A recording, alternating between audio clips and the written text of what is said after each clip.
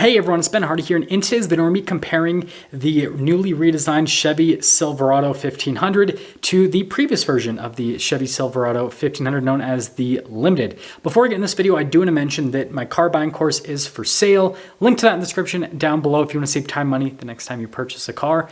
Let's get right into the comparison.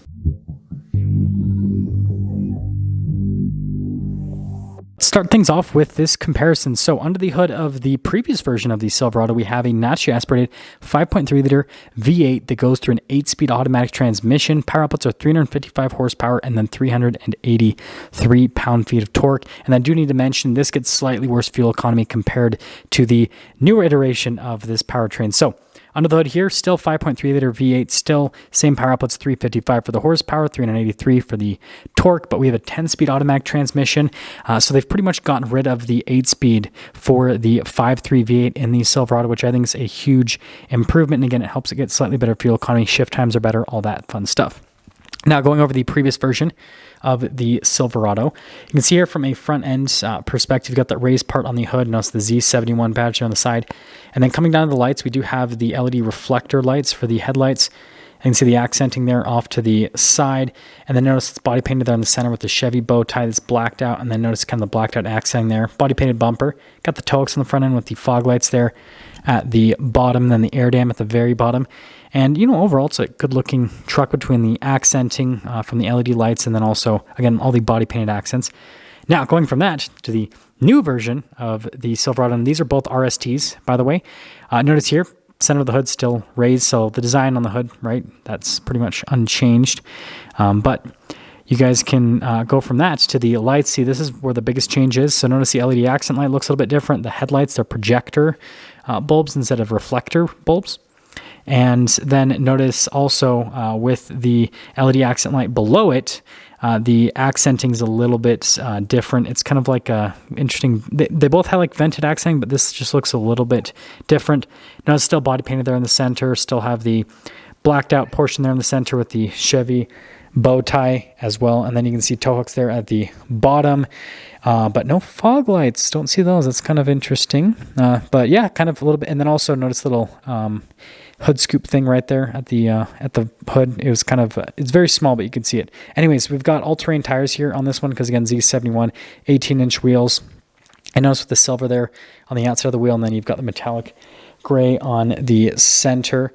And also, you can see here with the tire setup, pretty aggressive overall. There's front suspension. Notice with the mirrors, you get the black there at the top. And then you can see the trim around the windows also blacked out. And then here's your full side view with the stance and everything there on the previous version. And then popping here to the rear, you can see the splash guard there in the back and then also in the front. And then notice here with the leaf springs. And then with the Z71, it does have the off-road shocks, so you can see that damper right there. And popping to the new version, notice the wheels are identical. So you still have like the silver there and same size, same tire, like everything's the same from a tire and wheel perspective with both of the trucks. So I guess that we do need to note that. And then you can see, again, just as aggressive. There's a quick look at the front suspension there with the Silverado. And then again, still got the Z71 there. Notice still blacked out there at the top of the mirror. And then you can see here with the trim around the windows also blacked out. And then you have keyless entry there on the door. And then as you can see the side profile, right? Nothing's changed with that either. Now popping back over from that to the rear, you can see here with the setup, again, leaf springs in the back, still have the off-road shock. So that has also been unchanged with the newer version of the Silverado. Now here's the key fob. Notice we have the tailgate drop down and remote start, which is definitely nice. And notice here we've got the bed already protected from the factory, which is a huge plus. Don't have to worry about, scraping paint or anything like that. And then also just remember the shape of the key fob as well. It's kind of important. And you guys are probably wondering in terms of payload and all that. When I've looked at the payload so far in new Silverados that I've reviewed, I haven't noticed a difference. So it seems like payload capacity is unchanged as well. And then you can see the cargo light there at the top. And also notice with the tailgate, you have to lift it up yourself. This doesn't have the auto lift function like on the higher end packages that you can get with the Silverado. And then with the previous version, you can see here with the RST logo there at the bottom and then Silverado on the other side. And then notice here with the taillights, as well. Just kind of pay attention to all that stuff so you can see if there's any differences. Bumper steps there. And then you can see the squished exhaust tip coverings, right? The exhaust tips aren't squished, just the coverings have that kind of like squished appearance to them. But yeah, that's the back end of the previous version. Now notice the key fob is changed. It's Chevy's newer style key fob. Still the same functionality on it, just looks a little bit different from an aesthetic perspective. But notice bed's covered all the same. You can see the LED lights here, and then this one has the power outlet in the bed. And again, everything's, you know, protected from the factory, which is great. And the cargo light there at the top looks the same. So that's another thing to note, that is unchanged between both of the trucks. And lifting it up, same thing, you have to lift it up yourself. This doesn't have the auto raise. And then you can see here with the badging, everything's blacked out on the badges. So definitely has that sportier appearance. Still have the bumper step, still have the squished appearance with the exhaust coverings. Exhaust tip coverings, whatever. You guys know what I'm talking about. And then taillights also, those are identical. Those haven't changed. Popping into the rear first. So notice here at the door panel in terms of the like material use with the padding and then the wood trim. And then you can see the tubular door handle. And then here are the seats. So this is actually something that's a pretty interesting distinction. So notice we have the seat storage. And then this one has the vinyl seats. And these trucks, again, remember, they're the same price. So just kind of remember that throughout this comparison. Notice cup holders, and then you can see here with the USBs. And then popping in, the Silverado's got tons of space in the back seat. So you can see their headroom's great as well. And then notice the cup holder armrest setup. And going from that to the rear of the new Silverado, you notice the door panel looks quite a bit different. So look at the wood trim there at the top with the silver trim down below it. And you can also see here with the padding right there, it's got that double stack design with all the stitching throughout. Looks really good, so definitely that is a big improvement here with Silverado. Material use is very similar, it's just that it looks a little bit more aesthetically pleasing with the newer version of the Silverado. And then this one's got the cloth seats. You can still get the upgraded upholstery. This particular one just doesn't at this price point. And then notice popping in, you can see the legroom. And then also headroom, that's unchanged. Cab's the same. Still have the outlets and everything there. It doesn't have cup holders above because this one has a bench seat, whereas the other one has a center console setup. And well, speaking of that, popping here the front of the previous version. Again, look at the use of materials and kind of like the design on it. And you can see all the window controls, mirror adjustments as well. And then the door lock and unlock. And then there's a quick look at the mirrors. And the speaker for the Bose sound system. And then notice it says Z71. And then here are the front seats. So again, you've got the vinyl on them. They're actually pretty comfortable in terms of the padding, and you know, easier to clean as well. Got the pedals down below with the parking brake, light control there, and then also fog lights, and then the cargo light. And then you got our drive line select. It does have 4-wheel auto as well as 4-wheel high. Drive mode and trailer tow mode select as well. But popping from that to the front of the new Silverado, again, you can see here with the wood trim there at the top and the silver trim down below. Door lock and unlock, and then mirrors are the same, so nothing's changed from that perspective. But again, material use is the same. It just looks a little bit nicer, a little bit more modern, right? With the aesthetic, all of your window controls, and then the mirror adjustments. And then here are the front seats getting cloth. So you can see that whole setup, and then you get your adjustments there on the side of the seat. And then the speaker's a little bit more stylized, right? That looks cooler. Z71 again. Then the pedal layout just down below. And then notice the light controls right here. And then notice the drive mode select as well as the drive line select all in that area, and kind of how those dials look as well. Parking brake. And, well, let's pop back over to the old version. So you guys can see the startup here with the animation, and also the gauge cluster, the aesthetic with that. The long gauge sweep. Anyways, here's the steering wheel. So you can see the padding all around. And then notice with the controls there for the center stack, you got voice command phone controls, and then with the blacked out bow tie on the center, heated steering wheel, and then cruise control. And notice windshield wiper turn signal stock, and then we still have the column shifter with, again, manual shift function for the 8-speed automatic in the previous version. And there's your steering wheel set up. And then here's the gauge cluster, so mostly analog. You do have that screen there in the center which you can scroll through. A few different like menus basically with the screen itself. So functionality on it's solid. It's just, you know, not the most modern looking screen, right? And you've got the trailer tow mode that pops up. And then you got the drive modes, normal, sport, and off-road.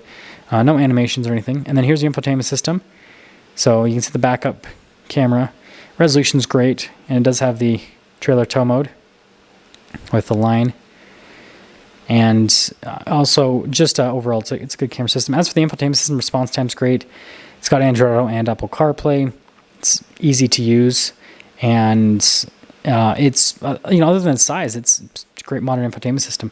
And then you got your radio controls down below, climate controls. Notice this one's got dual zone climate, and then you do have heated seats. Sorry about the lighting in this video, but hill descent control, and then auto stop start, and then you can see the tailgate drop down, hazard lights, stability control, and then for the outlets. And then notice trailer brake controls, and then all of our charging ports. And then you can see the storage space right there. A couple cup holders. And then here's the center console. And notice the storage space within that as well. Got some USBs, auxiliary, all that. You can see the padding there on the dash, and then got the dual glove box set up, which definitely looks great. And moving from that to the top, you can see power setting rear window. And then just darker colored headliner. And then notice you got the manual mirror dimmer. Here's a window sticker for the previous version. Sorry about the lighting and the glare. But anyways, you can see the total MSRP there, $56,000. Like I said, these trucks are pretty much the same price. So you'll see. I'll show you the window sticker on the other one as well. But yeah, there's the old version. And then popping back over to the new one, guys will notice some distinct changes. So first off, full digital gauge cluster, right? Bigger infotainment system as well. We'll get into that. As for the steering wheel, you can see that everything's like the same. So they didn't change anything from a steering wheel perspective. So that's complete carryover with all of that. And same thing with the stock behind the steering wheel, the windshield wiper turn signal stock. That's also carryover. Both of them have radio controls in the back. That's another carryover.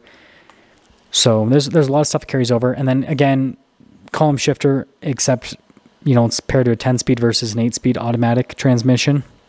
And then here is the center gauge cluster.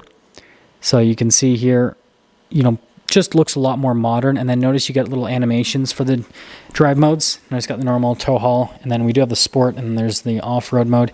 And again, it gives you a little animation when you go into the different drive modes. So it just feels a little bit more special in that way, right? And functionality on the gauge cluster is pretty similar in terms of the menus you can scroll through. It just has a more modern appearance. So think of like a cell phone, right? Like if you get a super modern cell phone, it still can call people like an old cell phone, but it just looks prettier while doing it. This is kind of like the same concept as that, right? Same thing with the infotainment system. So notice with camera resolution, great. It's actually not any bigger for the screen because it doesn't do the whole screen like the other one, and so it's kind of funny. But yeah, response time on the screen's fantastic. It's got the split screen function, which is pretty cool, where you've got the menus there on the side. But again, functionality on it's identical between both of them, and so it looks a little bit more modern. It's bigger as well, but it's just basically a bigger tool that does the same thing. Anyways, you can see here with the little home screen button right there, it's got a shortcut, but they've like doubled down on the buttons, which I still think is hilarious to this day. Notice lane departure, you got auto stops right next to that, tailgate drop down, hazard lights, stability control, and then the hill descent control with the switches, and then more of that wood trim with the silver trim kind of down below it. And then notice we've got a trailer brake controls, dual zone climate, and then still have heated seats at the front, which is another solid thing to have. And again, this one has the bench seat, whereas the other one has the center console configuration. So they're not fully comparable, but as comparable as I could, manage in the short time period we have. But you can see storage space there with the bench seat. You can still get a bench seat. Well, this is the newer one, so obviously you can still get a bench seat with the newer one, but you could also get a bench seat with the previous version if you wanted. And then you can see the glove box setup, how it's kind of different as well with how they've adjusted the opening mechanism on that. The bottom one's the same though. And then also notice with the material use in the dash. So again, that looks a little bit more premium from an interior perspective. And then popping up to the top, the thing that's interesting is no power setting rear window. It's fixed glass. And then still have the manual mirror dimmer.